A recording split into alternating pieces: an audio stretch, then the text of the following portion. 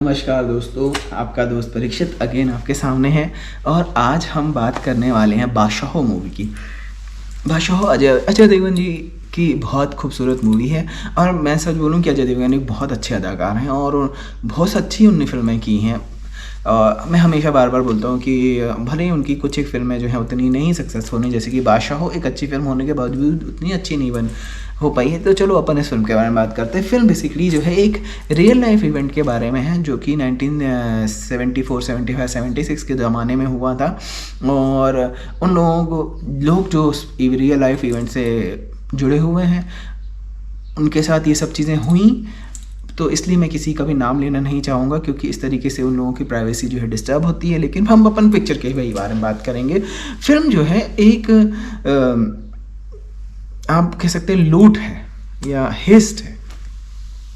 उसमें उन्होंने मिलिट्री और पावर सब चीज़ों का बहुत बुरी तरीके से दिखाया है। फिल्म में जो हीरोइन है मैडम लियाना डिक्रूज मिसकास्ट है। ये एक बहुत बड़ा लो पार्ट है फिल्म का, कि वो उस रोल को, एक तो वो छोटी बच्ची नजर आती हैं, यहाँ वो रोल एक किरदार महारानी का निभा रही थी। तो इसके लिए कोई मतलब थोड़ा सा उनको स्क्रीन टेस्ट पे ध्यान देना चाहिए था जब भी वो किसी हीरोइन का ले रहे थे। बॉलीवुड में ऐसी बहुत सारी हीरोइन हैं, जैसे कि आप जूही चावला या माधुरी दीक्षित को अप्रोच कर सकते थे। भले ही उनकी थोड़ी एज हो गई, लेकिन इस तरीके के किरदार को बहुत अच्छे से निभा पाती। या फिर आप साउदर्न इंडस्ट्री में कहीं से भी किसी को ला सकते थे, बट लियाना थोड़ा मिसकास्ट थी। दूसरा जो है इसमें दिखाया गया है कि वो हर एक के साथ सेक्स करती हैं। कुछ इस तरीके से उनके करैक्टर को ख़राब करने की कोशिश की गई है। मैं समझता हूँ कि जहाँ तक किसी का भी किसी से सेक्स करने की विश होती है, एक तरीके का कंसेंट होता है, एडल्ट कंसेंट। इसलिए फिल्म में उसे गलत तरीके से प्रेजेंट नहीं करना चाहिए। दूसरा, जब आप फिल्म में कोई भी सेक्स सीन ला रहे हो, स्टोरी में भी अगर आप ला रहे हो, तो कम से कम 2-2.5 मिनट उसको चलना चाहिए। नॉर्मली तो मैं सजेस्ट करता हूँ कि इसे 4 या 5 मिनट चलना चाहिए, ताकि जो है ऑडियंस उस सीन के साथ गो थ्रू हो। अदरवाइज जस्ट उनको ब्लिंक एंड मिस नहीं, कुछ उससे कुछ भी अचीव नहीं होता। Now coming to the main story जो है बिल्कुल फिल्म स्टार्ट होती है पहले सीन से ही। फिल्म जो है बिल्कुल स्टोरी में आ जाती है। फिल्म का फर्स्ट हाफ एक्स्ट्राऑर्डिनरी है। इसमें इमरान हाशमी भी हैं, और इमरान हाशमी का एंट्री वाला सीन से लेके उनको वेस्ट ही किया गया है, टू बी फ्रैंक। अदरवाइज उनका करैक्टर थोड़ा और बेटर हो सकता था। दूसरा जो है, फिल्म स्टार या जो भी लोग बॉलीवुड में रहते हैं, आई डोंट नो कि वो राजस्थान के बारे में कितना जानते हैं।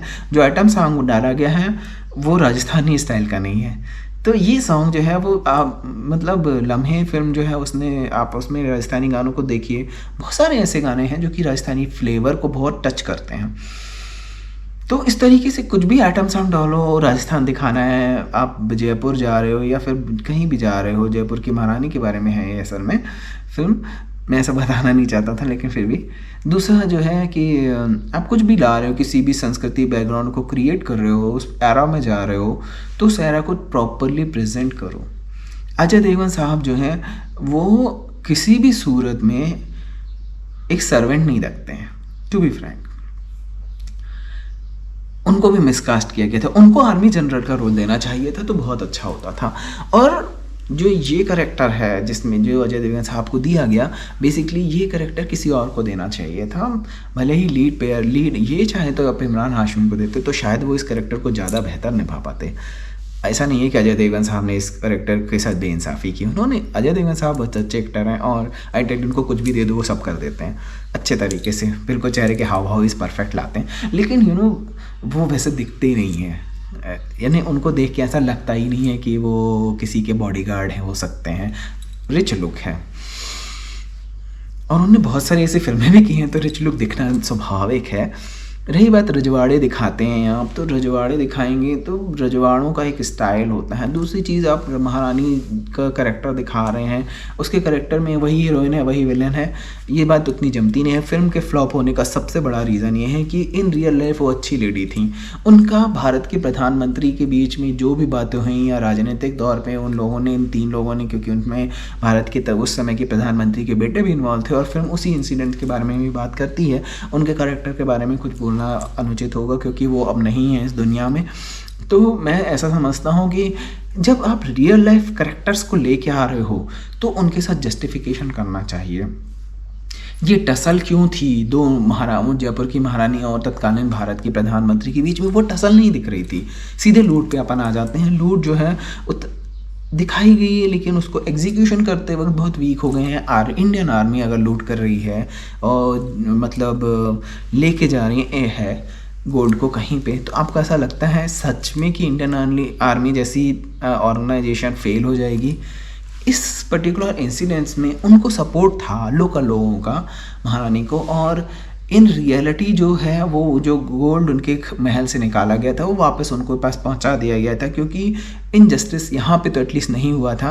एंड आई टेल यू कि उस ज़माने या जिसी भी ज़माने में रजवाड़ों ने ये जो भी सोना चांदी कहीं से भी इकट्ठा किया है, तो एटलीस्ट भारत सरकार को ब्रिटिश गवर्नमेंट जैसा बिहेव करने की ज़रूरत नहीं है। फिल्म के क्लाइमैक्स में बहुत इशू है। फिल्म के क्लाइमैक्स में दिखाया जाता है कि जो सोना है वो गरीबों के पास पहुंच गया। इस तरह की बकवास दिखाना बंद करो यार, सीरियसली। हाँ, थोड़ा लॉजिक पे रहो। ऐसा कुछ नहीं हुआ है। और अगर आप रियल लाइफ मूवी बना रहे हो तो रियल लाइफ पे रहो, प्रॉपरली दिखाओ। फिल्म में बाकी जितने भी फेल आर्टिस्ट हैं उनका कुछ खास इम्पैक्ट नहीं है स्टोरी में। ये बहुत बड़ा फिल्म जो सेकेंड हाफ में बहुत बुरी तरीके से फ्लटर करती है, बहुत बुरी तरीके से। जहाँ फर्स्ट हाफ बहुत इंगेजिंग है, बहुत टू द पॉइंट है, फिल्म का सेकेंड हाफ ऑलमोस्ट, मैं कहता हूँ ऑलमोस्ट फिल्म का सेकेंड हाफ का 60% हिस्सा कट कर देना चाहिए फिल्म से। Straight away to the point. Film अगर 2.5 घंटे की जगह 2 घंटे की जगह आप 1 घंटा 10 मिनट की भी बनाए तो भी वो फिल्म की कैटेगरी में आती है। 70 मिनट की फिल्म भी फिल्म होती है, लेकिन वो एक फिल्म रहेगी, उसका जो है मेन लाइन से हटने की नहीं। आपको किसी करेक्टर या किसी आर्टिस्ट को आपने हायर कर लिया है और उसके रोल को आप दिखाना चाहते हैं, इसके लिए आप फिल्म के साथ नाइंसाफ़ी ना करें। बादशाह में तेरे रश की करम करके जो सॉन्ग है बहुत अच्छा सॉन्ग है और वो फिल्म में बखूबी लाया भी गया है, पर पिक्चराइज नहीं किया गया है। आई टेल यू, फिल्म में यूट्यूब में आप देख लीजिए, इसके बहुत अच्छे वर्जन है और वो ये बताते हैं कि फिल्म के डायरेक्टर और फोटोग्राफी और फिल्म के डायरेक्टर मिलिंद लुथारिया जैसे पर्सन ने कुछ ज़्यादा थॉट प्रोसेस नहीं दी है। मतलब गली के नुक्कड़ वाले लोग इससे अच्छा शूट कर रहे हैं यार। खैर, और बाकी इस गाने के कारण मैं गीत संगीत को 2.5 मार्क्स या 3 मार्क्स दूंगा, क्योंकि गाना रियली आइकॉनिक सॉन्ग है, बहुत अच्छा सॉन्ग है। और इसके अलावा कोई भी सॉन्ग इतना खास नहीं बन पड़ा है, इसलिए म्यूज़िक को तो मैंने बता ही दिया कि 3 मार्क्स मिलेंगे। 2.5-3 मार्क्स अपन दे सकते, 3 ही देना चाहिए because of this song.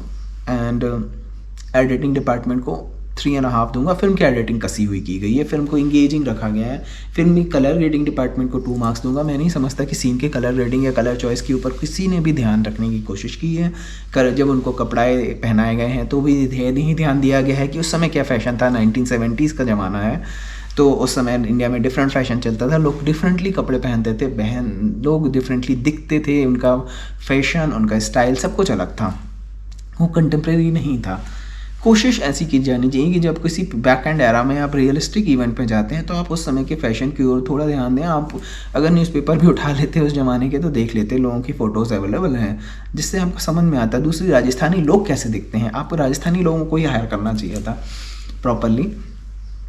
Rajasthani भी स्टेज आर्टिस्ट अगर आ जाते तो फिल्म को कोई बहुत ज़्यादा नुकसान नहीं हो जाता था, जस्ट इसलिए कि आपके पास पैसा है। और वंस अपॉन अ टाइम में अजय देवगन और इमरान हाशमी साहब की एक हिट फिल्म थी और वो भी मिलिंद लुथारिया साहब की थी, तो आपने इसमें भी उनको ले लिया, तो फिर दोनों के करैक्टर को लिखते अच्छे से। मतलब सीरियसली वहाँ पे तो उन दोनों एक दूसरे को कॉम्पीट करते हुए दिखाए गए हैं, तो लोग वैसे ही एक्सपेक्ट करेंगे। मैं सीरियसली इस फिल्म में बहुत बुरा वेस्ट किया गया है इमरान हाशमी को। दूसरी चीज़ जो है, फिल्म में डायलॉग्स पे ध्यान नहीं दिया गया। स्टोरी स्क्रीन प्ले डिपार्टमेंट को जो है मैं 3 स्टार दूंगा बेसिकली, क्योंकि फर्स्ट हाफ इंगेजिंग है इस कारण दे रहा हूँ। सेकंड हाफ जो बहुत बर्बाद है, डायलॉग तो एक भी याद करने लायक नहीं है। फिल्म के लिए बहुत इम्पोर्टेंट होता है। फिल्म के डायरेक्टर और फोटोग्राफी ने कुछ एक सीन अच्छे दिए हैं, इसलिए मैं 3.5 स्टार दूंगा। उनका काम अच्छा है। फिल्म में एक्शन है, लेकिन एक्शन को मैं 2 स्टार से ज़्यादा नहीं दूंगा। फिल्म का एक्शन बहुत बुरी तरीके से ड्रामेटाइज़ किया गया है और उसको जो है रियली बहुत बुरी तरीके से उसको एग्जीक्यूट किया गया है। बहुत डिसअपॉइंटिंग लगता है आप जब आप देखते हैं कि अजय देवगन साहब हैं, इवन फिल्म में जो विद्युत जयमाल जी हैं। ये करेक्टर का मैं इसलिए ज़्यादा नाम नहीं ले रहा हूँ बिकॉज सच बोलूँ उनको भी जस्ट वेस्ट किया गया है पिक्चर में। जबकि फिल्म में उनका अगर आप रन टाइम में देखेंगे तो ऑलमोस्ट उनका प्रेजेंस 30 मिनट से ज़्यादा है। पर आई टोल्ड यू कि फिल्म का क्लाइमैक्स टॉस पे है, तो इस कारण पूरी पिक्चर जो है, पूरी फिल्म जो है उसको 3 स्टार दूंगा। एक बार देखने लायक फिल्म है और अगर आप टाइम पास नहीं कर यानी कुछ भी नहीं है तो अपन देखते हैं तो चलेगा। फिल्म के डायरेक्शन को जो है मैं 2.5 स्टार दूंगा। थोड़ा अच्छा काम कर सकते थे और चूँकि नहीं मंजे हुए डायरेक्टर हैं तो इसलिए मैं उनसे और बेटर फिल्म की एक्सपेक्टेशन करता हूँ। सो दोस्तों एंजॉय कीजिए बादशाहों को। अपन फिर नेक्स्ट मूवी से मिलेंगे और बात करेंगे। Thank you, have a nice time.